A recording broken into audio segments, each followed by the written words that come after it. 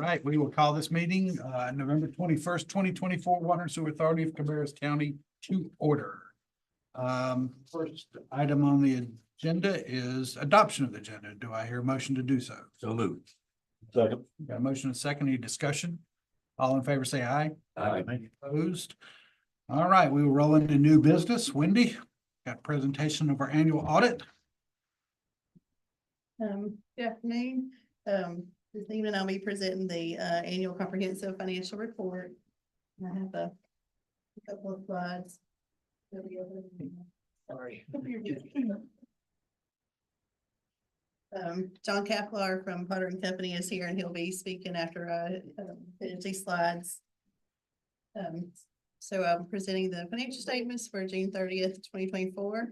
And we have an unmodified opinion on the financial statements, which is the best you can get. No financial statement findings, and we've again applied for the certificate of achievement for excellence in financial reporting.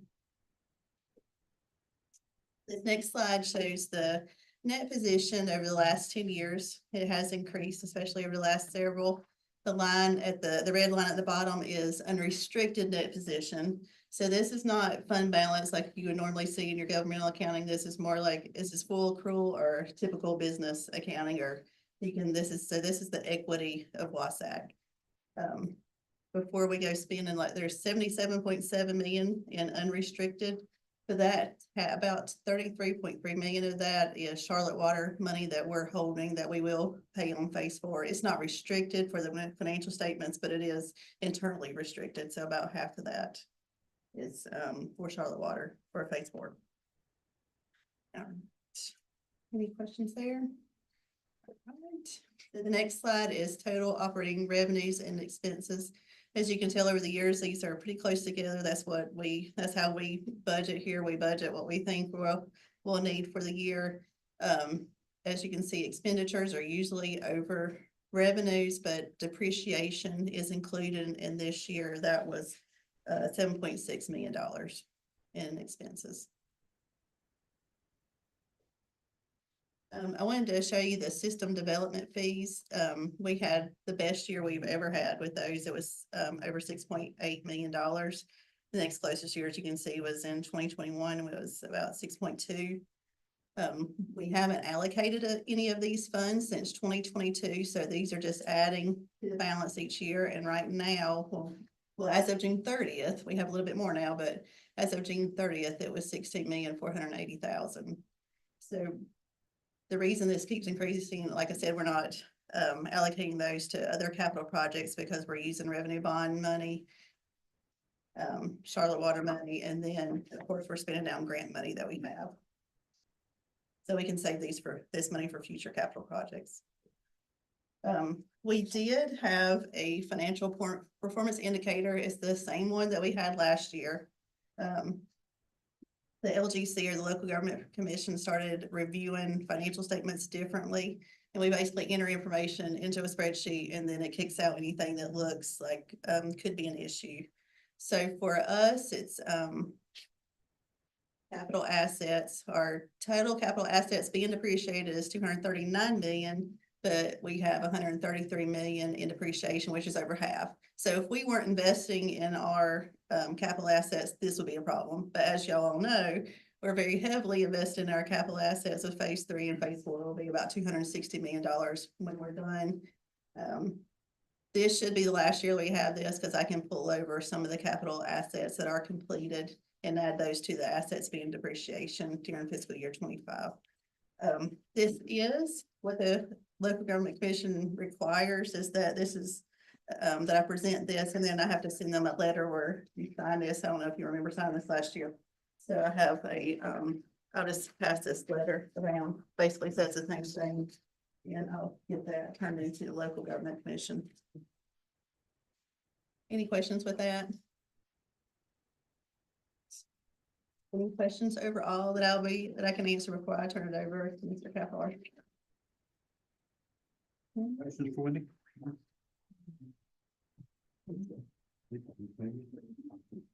All right, I'll be even shorter and sweeter than that. Wendy already covered basically, the highlights and that type of thing, and then a couple things I'll just reiterate. is we did issue an unmodified opinion for this year, which is the highest level of assurance that we can give that the financial position of the Water and Sewer Authority will fairly presented at June 30th, 2024. Like when you said, this is a clean, we call this a clean opinion. This is no different than what you've got in the past. Y'all do a great job internally. You've got great finance officer and director and that type of thing, and you've always been top notch in that regards.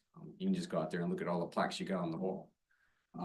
So you do a great job internally. In addition, the only thing I'll add for this year is that in addition, because of the additional ARPA money that you got, that you've been using, when you have over a certain amount of federal or state expenditures during the year, there's another, in addition to the financial statement audit that we have to do, there's a compliance audit that we have to do. So we have to report the yellow book and then also federal awards and that type of thing. We have to go and look at those awards and make sure that you're compliant in doing what you need to be doing in regards to those awards. And then the same thing regarding just for the financial position too. There's an unmodified opinion for both of those too. We didn't have any findings either for yellow book purposes or for the federal awards for this year. So, thanks again for the opportunity to be here. Y'all do a great job, and is there any questions that I may have too? So. Questions, John? Thank you for work. Wendy, good job, you and your team. Sure.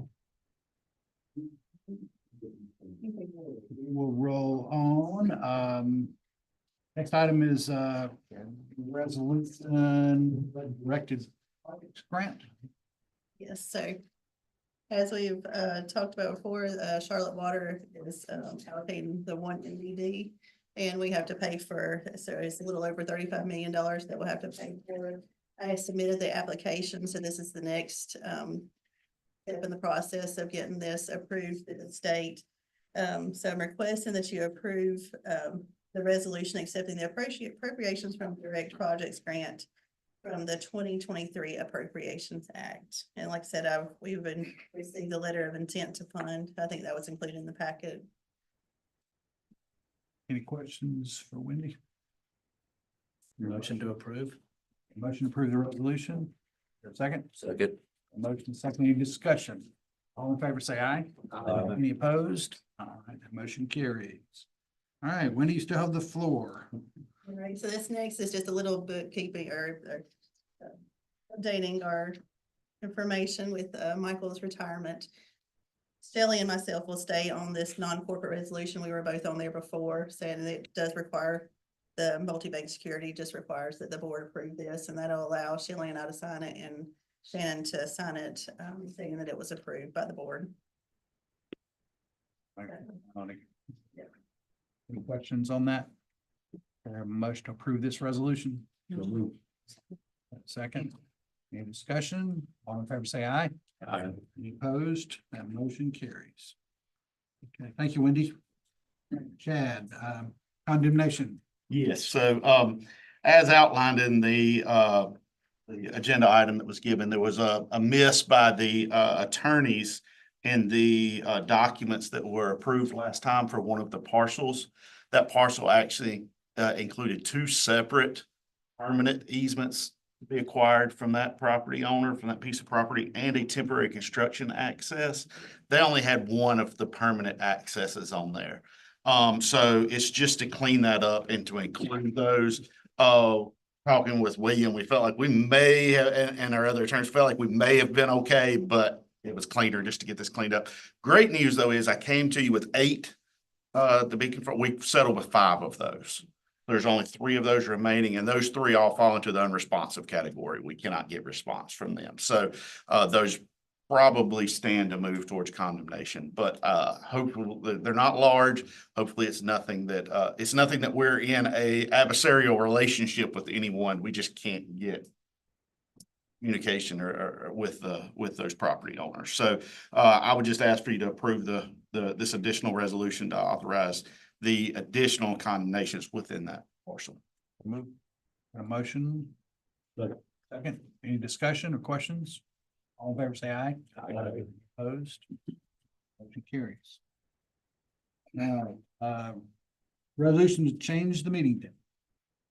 Right, at the last board meeting, a request was made for us to consider changing the date to the third Wednesday of each month. Believe the board was polled and that seemed to be acceptable. And so I guess I would open that up to discussion if there's any more discussion to be had, or ask for that change to be approved, taking an effect next month in December. I assume there's some kind of public notice about changing standard meeting. Yeah, times. this will be up on the website, and then there'll be a change to the website right now that says the third Thursday. We'll make that change to make sure it's on the website the third Wednesday. And this would be effective for your December meeting. So move, Mr. Chairman. Motion and second, any discussion? All in favor, say aye. All right, any opposed? That motion carries. Okay, moving to some general discussion. Chad, got an updates. All right, my update may be a little longer than everything else has been here, so I apologize for that, but I will try to move through quickly. December 31st, we did hold an employee luncheon at the plant to celebrate phase 3 capacity completion. So that was a good event. Had some smoke pit and some more poop emoji cupcakes, and had a good time. So that was good opportunity to celebrate that accomplishment with our employees, and it was well attended. If any of you that have heard or rode by Cottle Creek, Lake Howell, you notice the water level's down dramatically. That work, we were nervous, obviously letting the water level down for several reasons. One, with past history there, but also the contractor said, we're gonna be there second week in November, get the level down. Well, they showed up on time, so that was the great thing. So they were there ready to work. And they have been working every day, still on track with some cooperative weather to be done, that mid-December, before Christmas time period. And at that point, we obviously, as quickly as possible, we'll raise those gates and allow that water level to return to normal. One thing I would like to mention real quick, we'll have more information on this, as January comes around, but it looks like flows are going to be fairly flat this year, actual wastewater flows. Obviously, December can still impact that if we were to have a very wet month, but right now we're running almost dead on where we were last year. One thing from Wendy's presentation, there's system development fees being so high. We hope that translates into a lot of completed projects or completed rooftops that will help with a little bit of capacity during that update. But we don't look like, unless we were to have an extremely wet December, we don't look like we're going to have I think we're going to probably end up being 30,000 gallons a day up, 20,000 gallons a day down. We're going to be something in that neighborhood. So that should mean that square up would result in each jurisdiction getting some flow back. But we will have more info of that in January. One on the not so good news standpoint was in August of this year at the plant, we do every month we do a toxicity testing as part of our compliance result.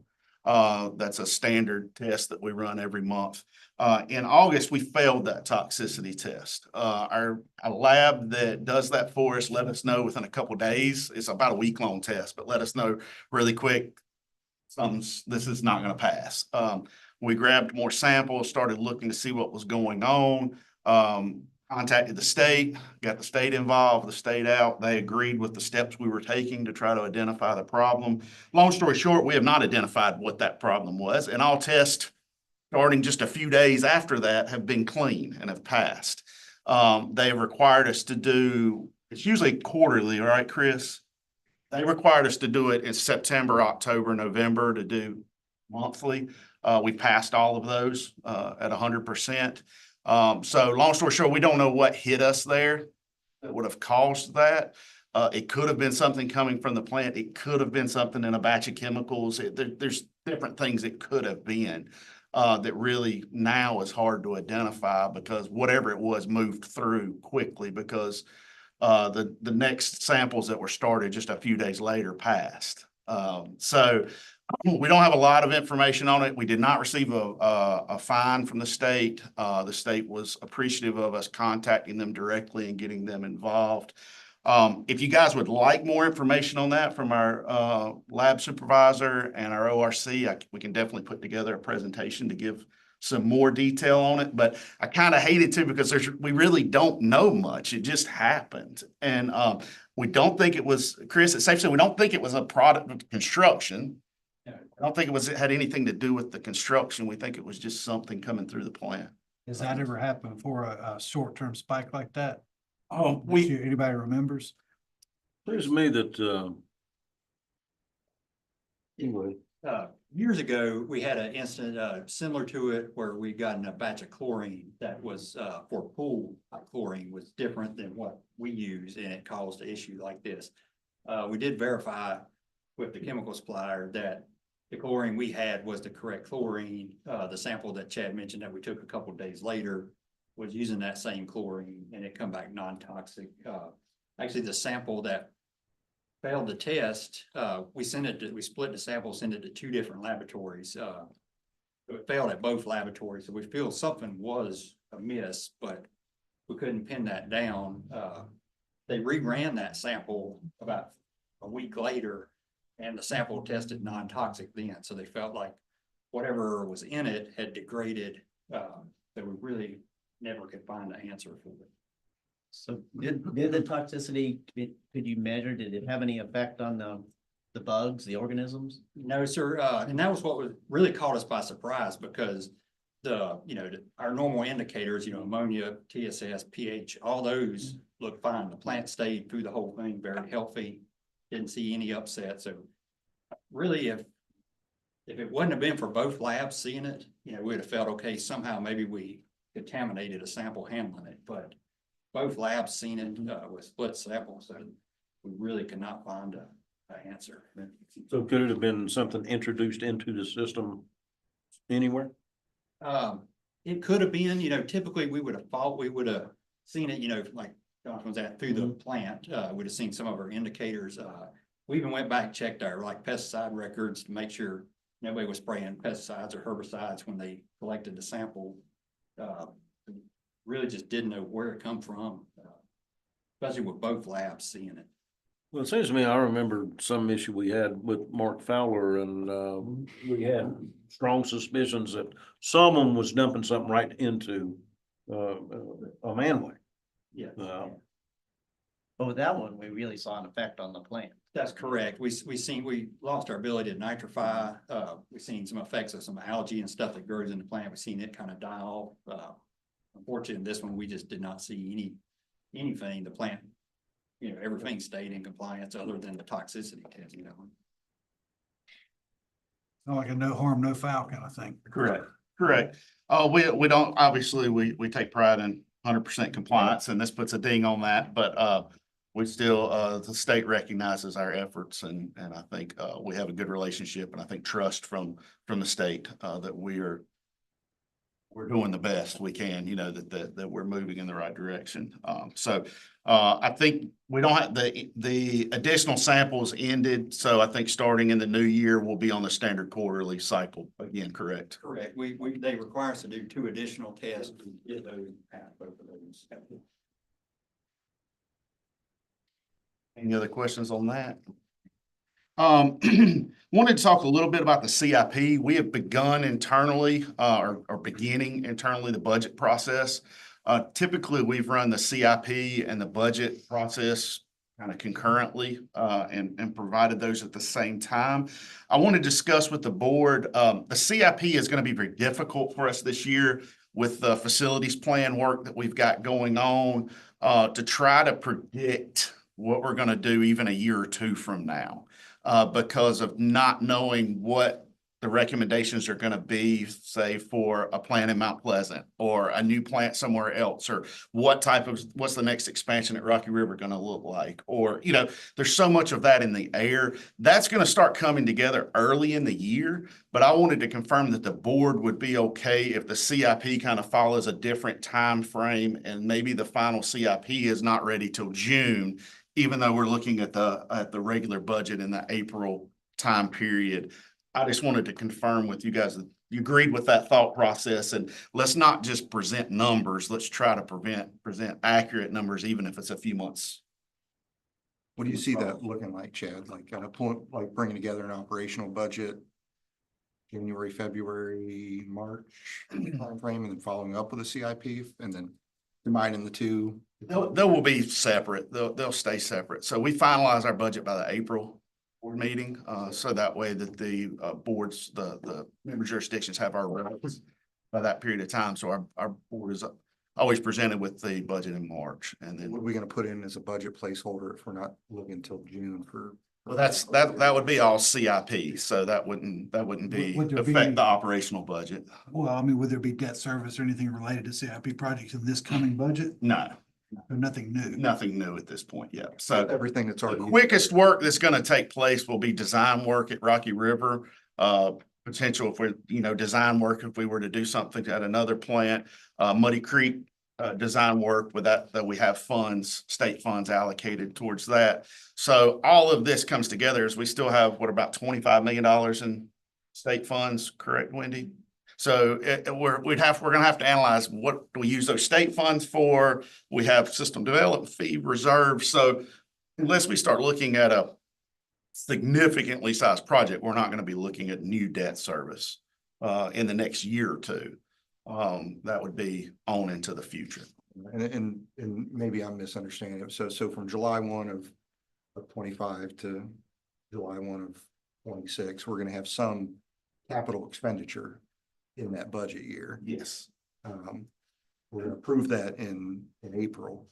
That has already been well established. Those projects are already underway. There's nothing in July 25 to July 26 that we're gonna add that wasn't there last year. You're right. If we look to add anything in this next year, like I said, it will be design work at Muddy Creek. It will be design work at Rocky All River. the other stuff is Not in the operational budget, and that would all be able to be funded out of existing, but it wouldn't require additional debt. All the other stuff is multi-year Yes. projects that Yes. With June, there's nothing magical about June. No, there's not. There's nothing It magical. could be in the fall before we. It get could to that. be. It could be.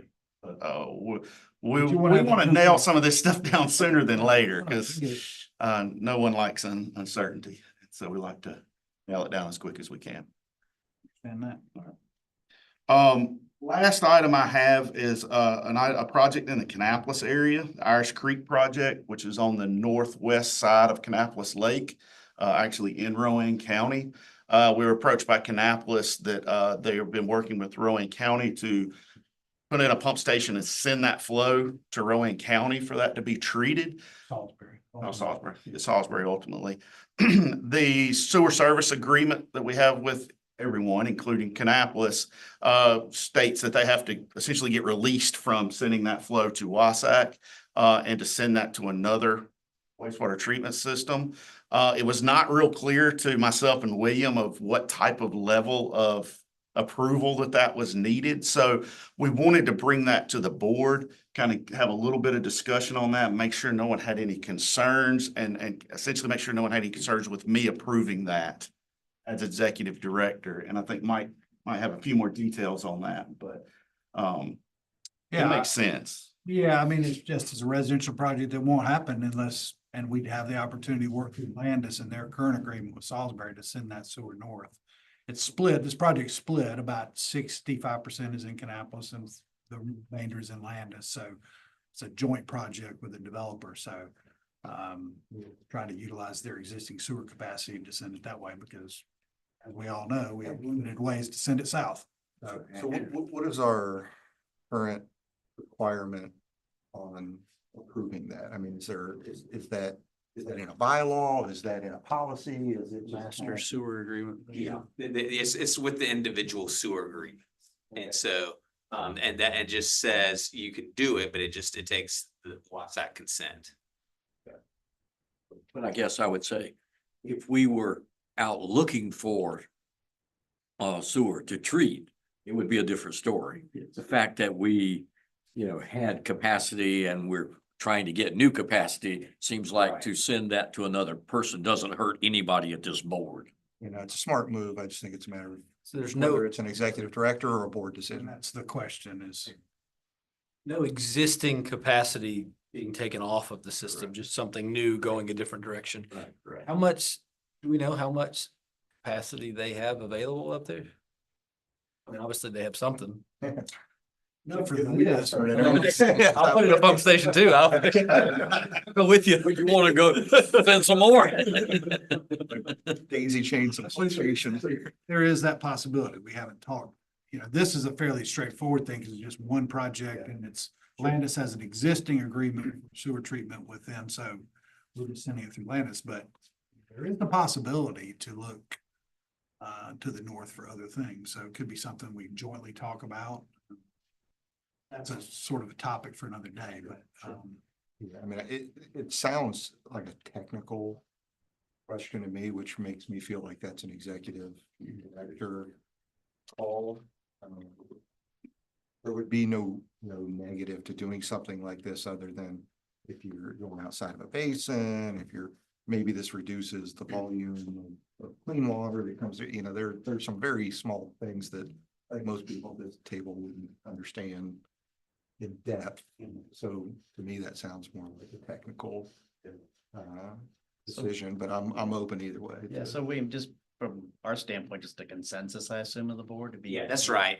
There's nothing that says that he does not have authority. And so our take was he had authority, but talking to Chad, we thought it made sense just to make the board aware of this because it does have implications. And also if somebody asked you, this is a big project, it might hit the news of like, and how's this going forward? How's your project not going forward? But I think that the clear explanation is project is in Kannapolis, but it's also in Landis. So it's not, that is a distinction. And then they're obviously going through Salisbury, so there's capacity. So I think the key is if anybody were to ask you, WSAC's not serving this. And so that's the thing. I think that's the answer to how's my project not going forward?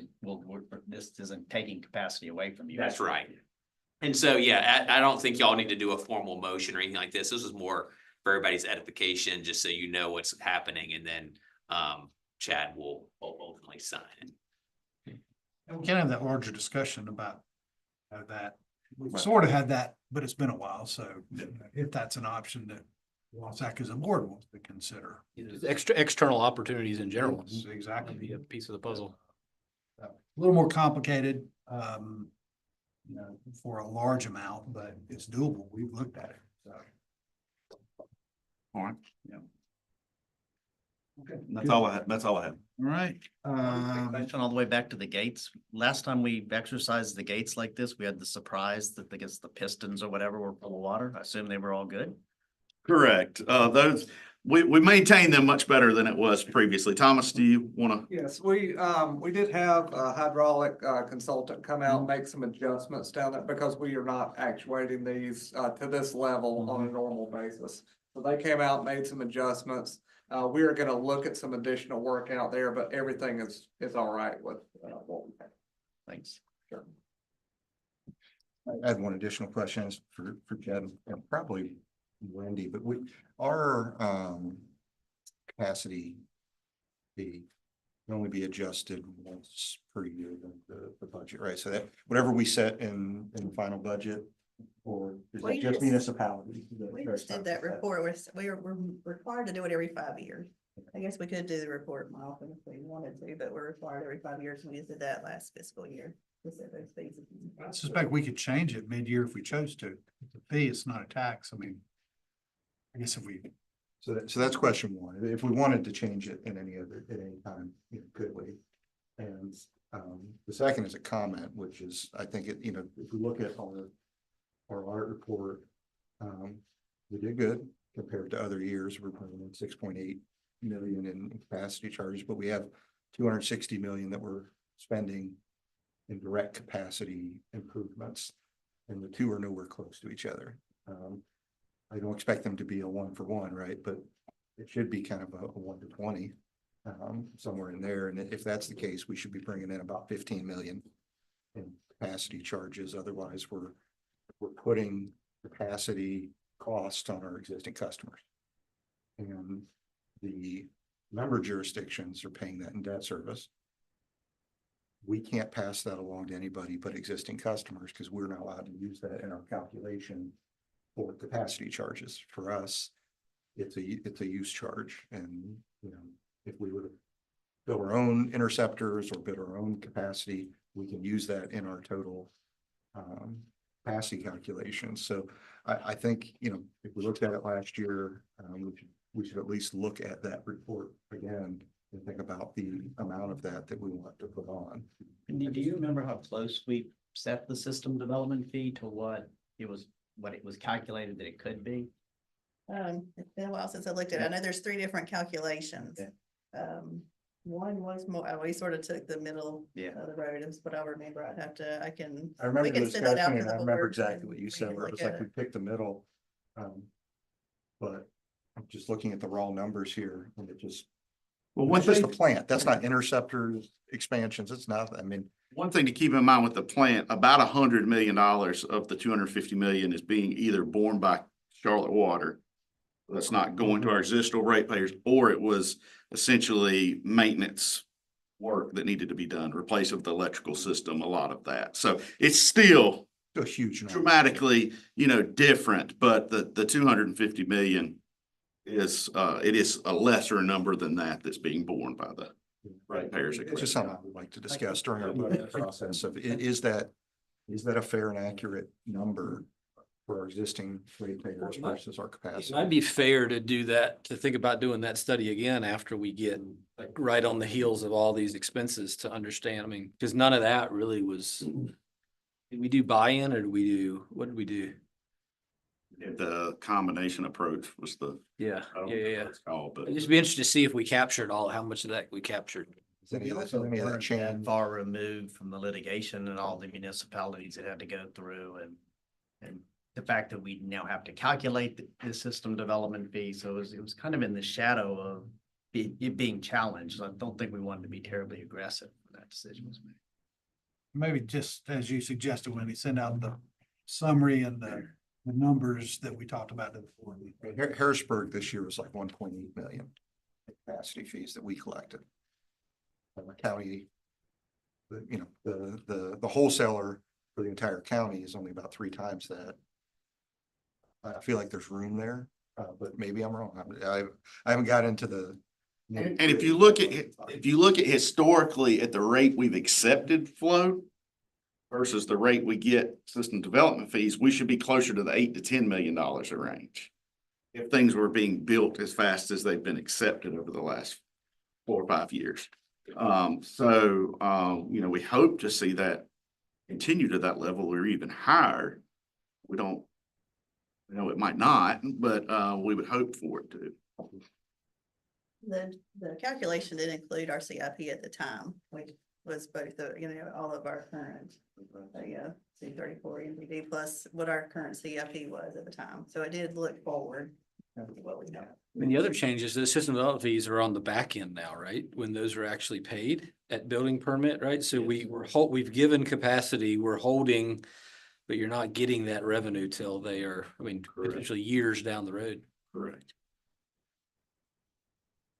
I'd like to, I guess, get you two prepared for kind of that more in-depth discussion. No, We'll get definitely. to it. I don't think it has to happen mid-year. I was just trying to make sure that Good point. if we did miss a deadline or something, that I knew what that deadline was. Well, and once we have the facilities plan wrapped up and we have that more narrowed down CIP and we've got a good feel of what the next 6 to 10 years look like, then that's the tool we need. Time to look at. You have to have an accurate of a CIP as you can to go through that process. So that would be a good time.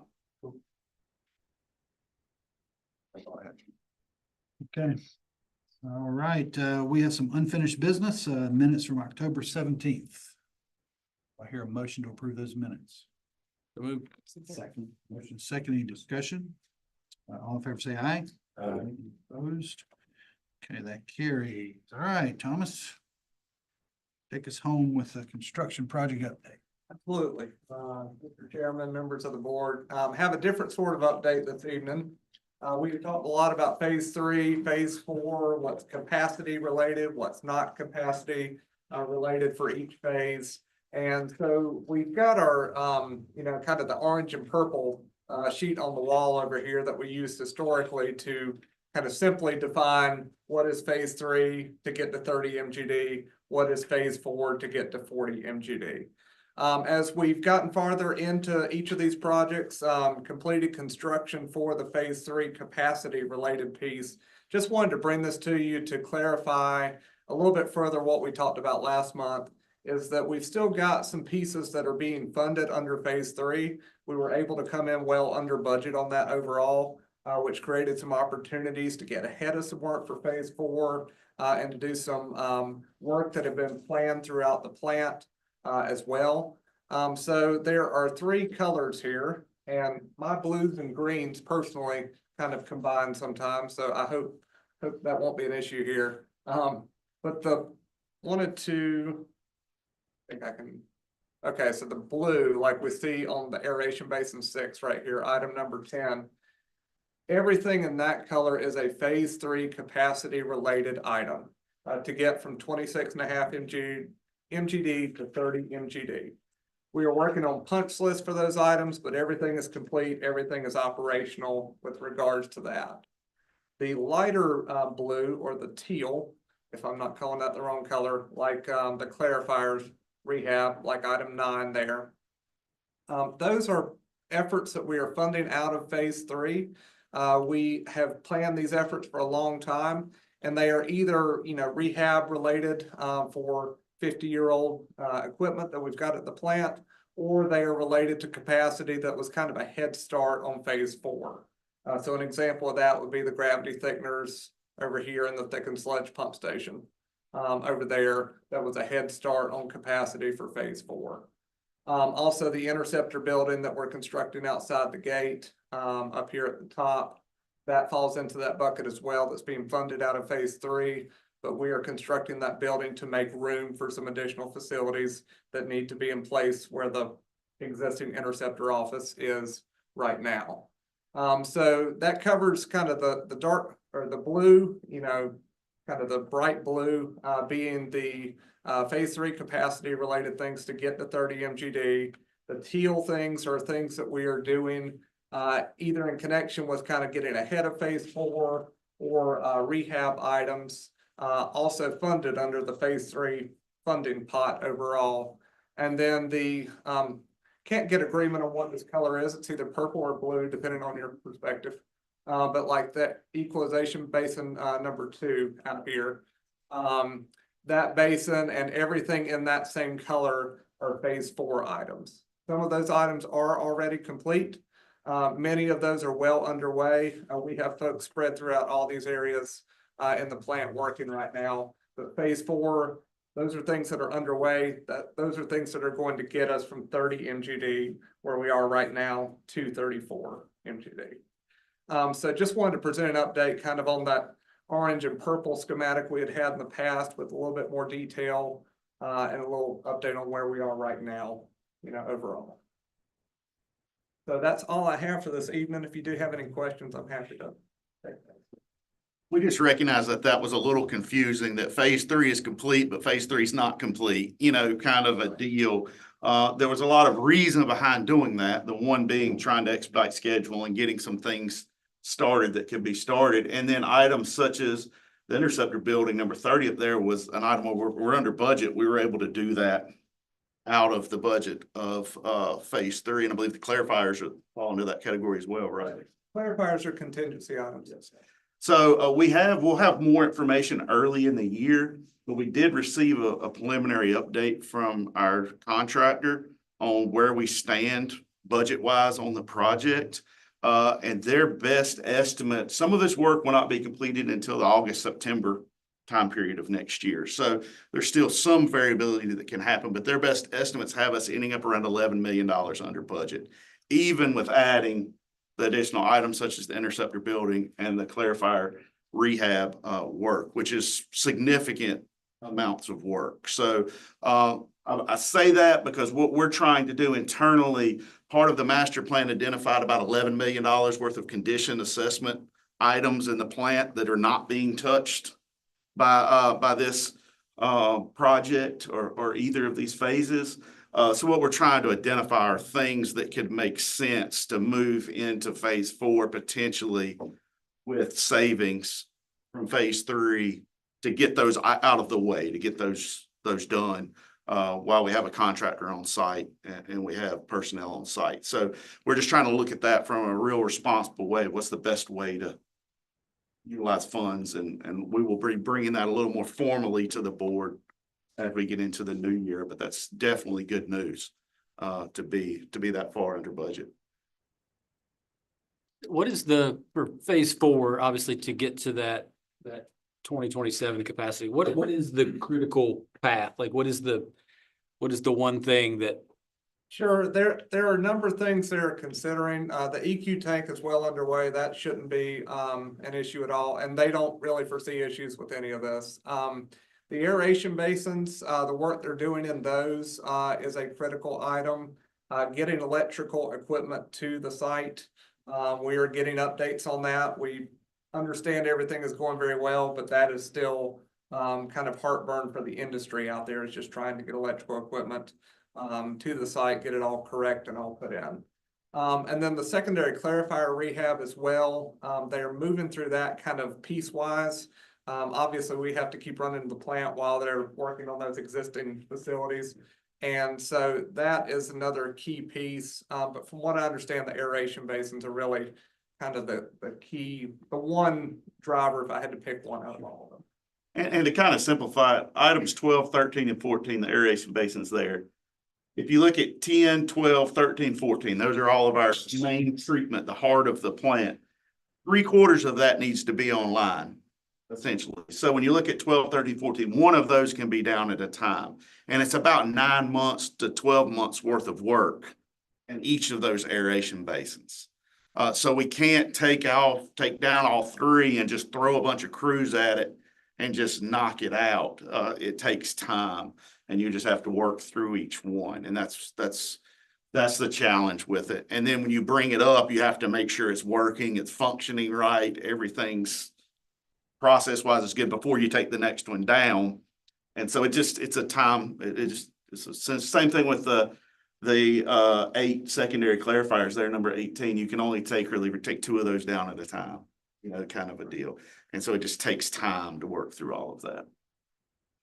And we do have 2 of those down right now. And then the item number 12 on the screen here, we've got that basin down, and Crowder's well into that one. But like Chad was saying, they're having to move 12, 13, 14, one after the other, because we've got to keep the existing capacity online while we're doing this work. And working on a primary clarifier at the same time? Yeah, so the primaries really aren't as big a concern for us. We can be without one, out of the 4 primaries, which is what we're dealing with at a time now. There's a little bit heavier loading that goes to the aeration basins, but everything's able to handle it. And I would like to point out that aeration basin 6, number 10 on there, our staff, our operations love it. It's working very, very well. Is that safe to say, Chris? Yeah. It's our staff have really enjoyed that new basin, and it has actually functioned very well through some of the rain events that we've had and everything. And we've been really impressed with it and the smaller EQ basin, kind of the diurnal EQ basin. The plant staff has really gotten into a routine there of loading the plant consistently throughout the day, utilizing that tank to take out the diurnal curve, and it's really functioned as good as we hoped, if not better. Any other questions for Thomas? And refresh my memory, Thomas, when are we supposed to be completed with all of phase 4? Sure. So phase 4 is projected for summer to fall of 2027. 27. Yes, sir. Thank you. Okay. For the record, I see blue, purple, and blue, but that's just. That's the way I see it. Maybe I'll go with that. I think you all just make those names up. All right, we'll open up the floor for public comments. Anybody like to speak to the WSACC board? Do so now. Okay, hearing none, we do need a very quick closed session. So do I have a motion to go into closed session under GS 143-318-11A1? So moved. Motion second. All in favor, say aye. Aye. Standing closed session.